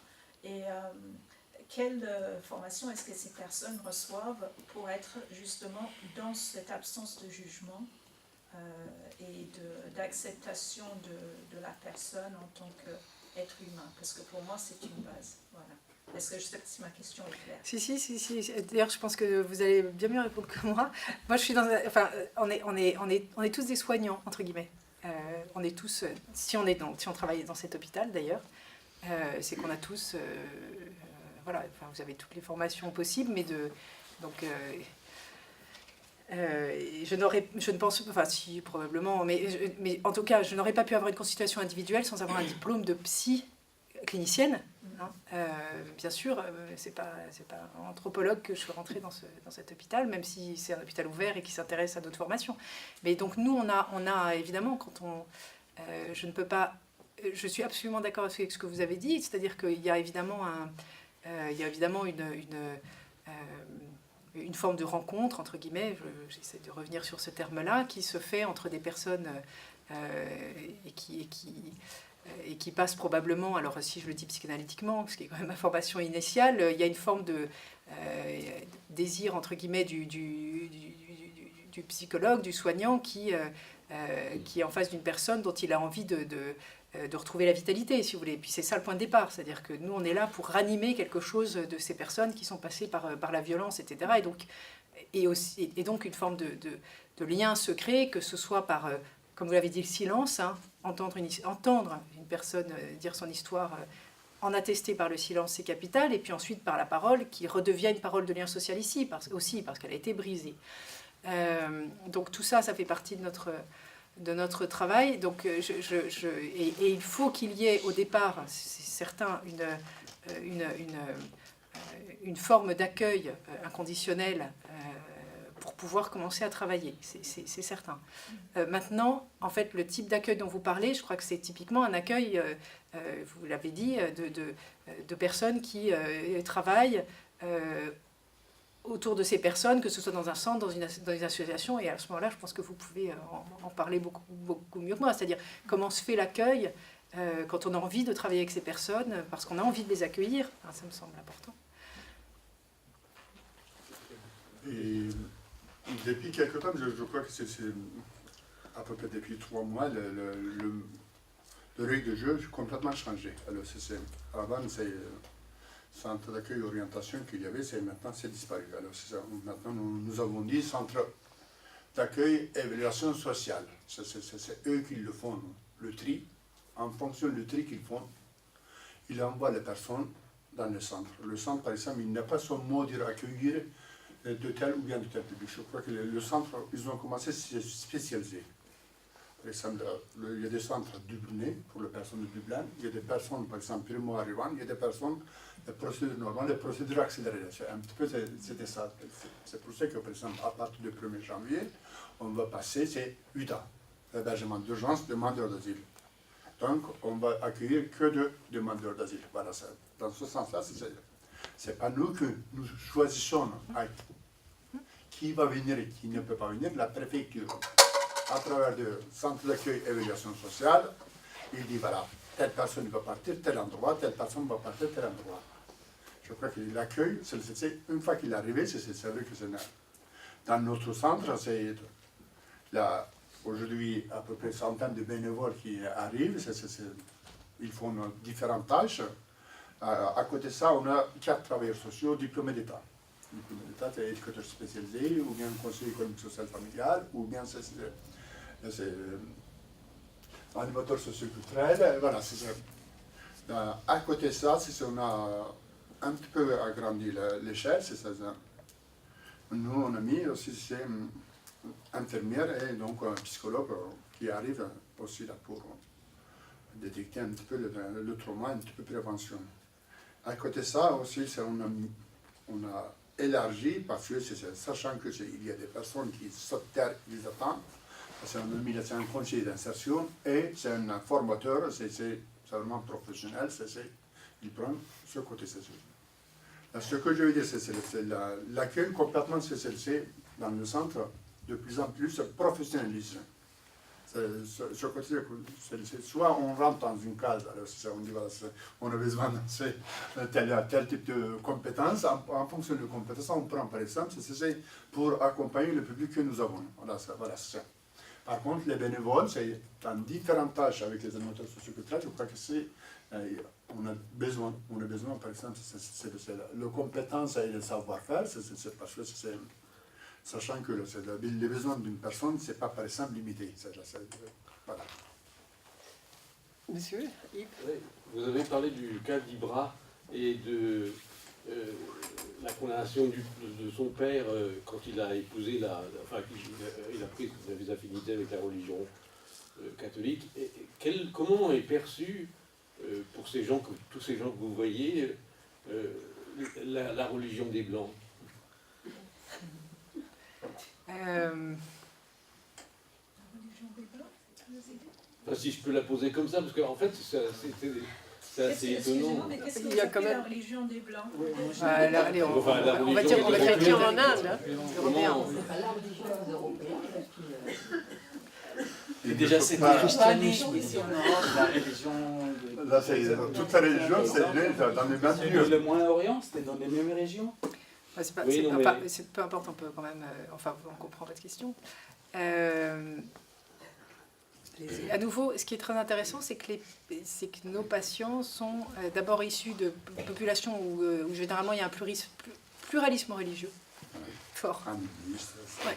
Donc vous avez beaucoup de Alors, même si j'ai une majorité, en raison de leur histoire et de leur provenance, de musulmans, hein, mais on a finalement des formes de pluralisme très importantes.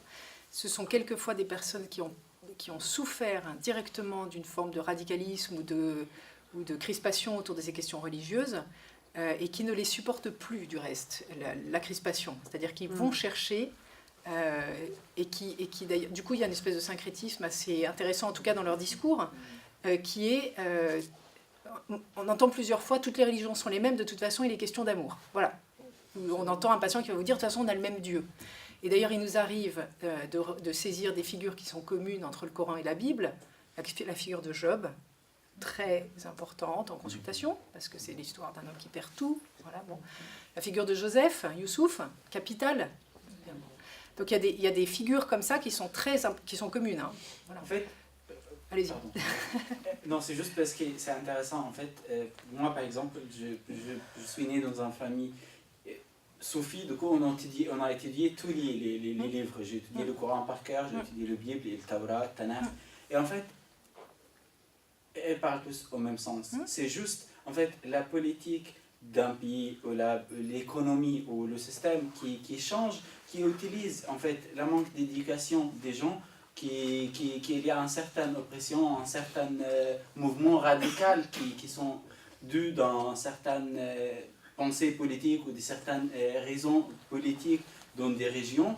Et du coup, les problèmes, quand elle vient ici avec ces problèmes de leur pays, de leur communauté, par exemple, quand je parle d'Égypte, je vois des quartiers, même si on parle de Soudan ou d'un pays de guerre, il y a beaucoup de quartiers où les gens sont obligés de penser comme ça, en pensant que ça, c'est, par exemple, c'est le pensée de religion, mais parce que aussi, les majorités des croyants, elles ne lisent pas par rapport à leurs croyances. C'est juste, je crois, et après, la société, elle donne une certaine image, et du coup, tout le monde rentre dans cette image de la société qui donne par rapport aux religions. Et après, les conflits, ils sont toujours basés sur ça. Le regard de son famille, par exemple, son père, elle vit dans un pays musulman, elle a peur que son fils devienne chrétien. Donc quand elle vient ici, elle voit qu'elle s'approche de ça, du coup elle le rejette quelque part par la peur de nous éloigner de ce parti. Alors du coup, du coup vous dites bien ce qui se passe ici, c'est-à-dire que il n'y a pas de... Disons, il n'y a pas de... Il y a vraiment des formes de compréhension, on va dire, du coup, sous-jacente très rapide de personnes. Le cas d'un musulman qui finalement va trouver ce qu'il cherche en termes d'aide concrète, mais surtout aussi en termes de bienveillance et de... Voilà, dans une église, c'est vraiment très classique. C'est parce que c'est l'église d'à côté qui... Donc j'ai envie de dire, la question que vous posez, c'est les patients eux-mêmes qui nous disent finalement, finalement c'est là que j'ai trouvé de l'aide, voilà, et aussi simplement que ça. Et ça ne devient pas plus compliqué que ça. En revanche, vous avez très souvent ces mêmes patients qui vous font des grandes théories sur la radicalisation qu'ils ont vues dans leur pays, au sein de leur famille, etc. Ça vraiment, on a des Somaliens qui ont vécu les Shebabs, etc., qui vont vous dire ce qui se sont passés dans leur famille. On a des personnes qui ont vu, l'histoire d'Ibra, il a vu c'est sa mère, sa sœur, etc., au fur et à mesure se rigidifier par rapport à tous ces codes, et il ne les supporte pas. Enfin, c'est pour lui, c'est pas évidemment, parce que c'est avec sa propre histoire, et lui-même aurait dû rester dans cette filiation, donc pour lui c'est complexe. Mais donc j'ai envie de dire, voilà,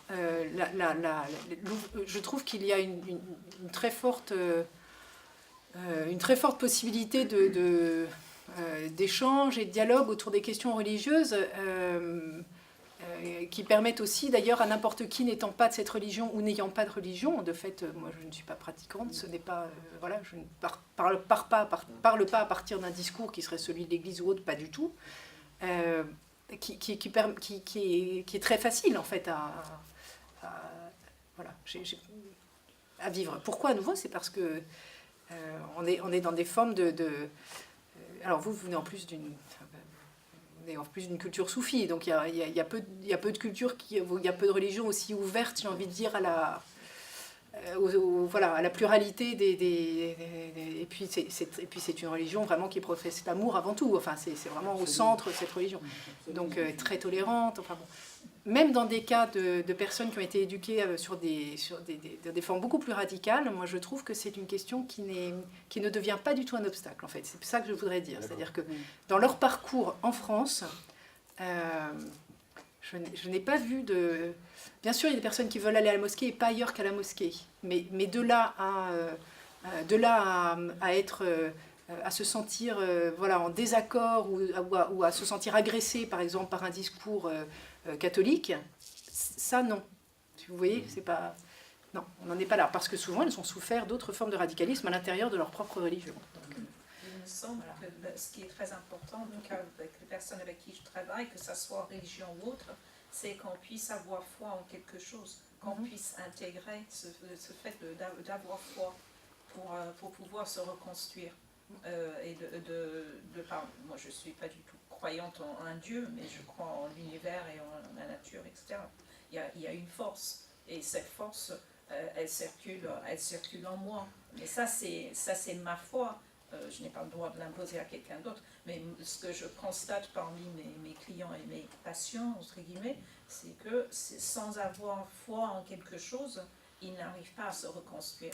D'autant plus que la première fois qu'ils ont perdu quand même, c'est une forme d'humanisme et de croire que la violence est telle, la cruauté était telle finalement que là il y a quelque chose que, à défaut d'une foi un peu plus transcendantale et plus proche d'une autre foi spirituelle, j'ai envie de dire, il y a aussi une forme d'humanisme qui est brisée quand même dans beaucoup d'histoires. Enfin, il y a une forme de... on ne croit plus en l'autre aussi. Cette tentative d'écraser toute sensation d'être, de vouloir de la part des autorités, des tortionnaires, mettre l'idée dans la tête de quelqu'un qu'il n'existe plus, qu'il ne sent plus, c'est essentiel qu'il puisse retrouver cette foi quelque part.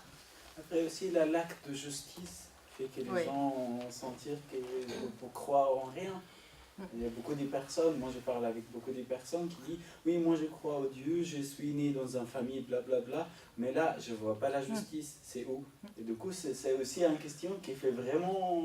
c'est le sens aussi, c'est le pourquoi, c'est pourquoi ça, pourquoi moi, et puis après passer dans le sens que, comme ce monsieur Tamou qui à la fin a dit « Comment je peux me souvenir de cette histoire pour transmettre son histoire, pour renforcer quelque part la paix dans le monde ou pour faire en sorte que d'autres personnes ne souffrent pas de ce que on a souffert. » Bon, je vous invite...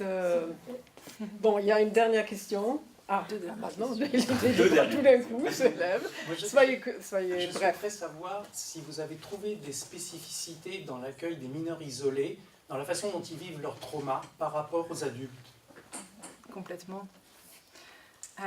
Complètement, encore que c'est toujours étonnant de se dire qu'on parle, enfin que par exemple l'ASE et autres foyers pour mineurs isolés et considèrent des enfants, enfin heureusement qu'on met la question de la protection de l'enfance là-dedans, mais je veux dire souvent on est en face de personnes qui sont des adultes depuis longtemps quelque part, dans ce qu'on leur demande, dans le type d'expérience qu'ils ont eu, dans le type de... Voilà, bon. Mais il y a quelque chose très propre à la jeunesse, on va dire, dont parle très très bien un auteur comme Winnicott, qui est un médecin psychanalyste que vous connaissez, etc., et qui est très bouleversant en fait souvent avec ces enfants, ou bien dont les parents ont voulu qu'ils partent parce que c'était trop dur, ou qui sont partis comme des petits adultes entre guillemets parce que voilà. C'est qu'il y a quelque chose comme Winnicott dit qu'il y a quelque chose comme l'idéal qui est brisé. Et ça, c'est très particulier à la jeunesse. C'est-à-dire que il y a une forme de jeunesse où il y a eu un monde de possibilités à un moment, et ce monde de possibilités, quelquefois, est amené dans le mandat de la migration, quand les parents ont dit vas-y, toi au moins, tu pourras là-bas faire quelque chose, et tu pourras même faire quelque chose pour nous, ce qui est quelquefois le mandat, qui est si terrible, parce que quand ils arrivent ici... il y a une dépression qui s'installe et du coup ils sont pris entre... Mentalisation. Voilà, ils ont envie ils n'ont qu'une envie, c'est de revenir dans leur famille et puis de l'autre côté, il y a l'espoir et la projection des parents. Enfin, ça les met dans des mandats impossibles quelquefois. Mais il y a cette question de cette jeunesse et de son idéal qui est quelquefois brisé et qui est bouleversant, parce qu'on a beaucoup de jeunes qui nous disent, par exemple, quand ils ont subi physiquement beaucoup de violences, moi j'ai eu des jeunes qui me disaient, mais je suis vieux. Voilà, il a 20 ans et il vous dit je suis vieux parce que son corps est épuisé, parce que lui qui avait un corps de sportif, alors en plus si on est dans des sociétés où justement le corps de l'homme, etc., et qui se sentent, mais voilà, qui ont été tellement effractés que finalement il dit... Et alors là il y a une phrase qui est... Enfin, on a des trucs aussi quand on est... Voilà. Il y a des choses qui sont à dire, je trouve. Voilà. Tu es très âgé pour tout ce que pour avoir vécu une telle vie, pour avoir eu tellement d'expérience. Tu es effectivement presque un sage, mais tu es infiniment jeune et pour avoir la vie devant toi. Enfin, il y a vraiment quelque chose à renverser. C'est-à-dire, oui, l'expérience les a mûris, les a, etc. Mais retrouver cette envie de construire. Donc ça, c'est quelque chose de très fort. À nouveau, ce qui me paraît particulier chez les mineurs isolés, c'est très souvent le mandat qu'il y a eu par rapport à la famille, qui est très différent du mandat adulte. Parce qu'un enfant ne part pas comme ça. Un enfant, bon, part s'il n'y a plus aucun garant pouvant le sécuriser sur un village, à ce moment-là, oui, il va partir. Mais très, très souvent, même chez les Érythréens, les Éthiopiens qu'on rencontre beaucoup en ce moment, enfin, moi je les rencontre plus à Calais d'ailleurs, avec cette terreur qui est devenue Calais, finalement,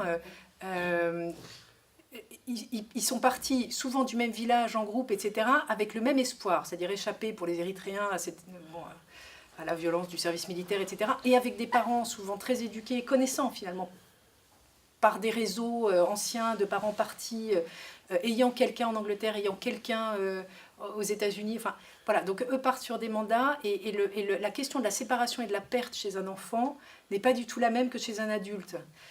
Donc c'est ces subtilités-là finalement qui font que c'est vécu extrêmement douloureusement chez un enfant, qu'il y a des formes de conflits aussi de loyauté qui sont très complexes parce qu'un enfant, enfin un jeune, n'acceptera pas, par exemple, il va commencer à déprimer, à plus manger, à devenir très irascible, etc.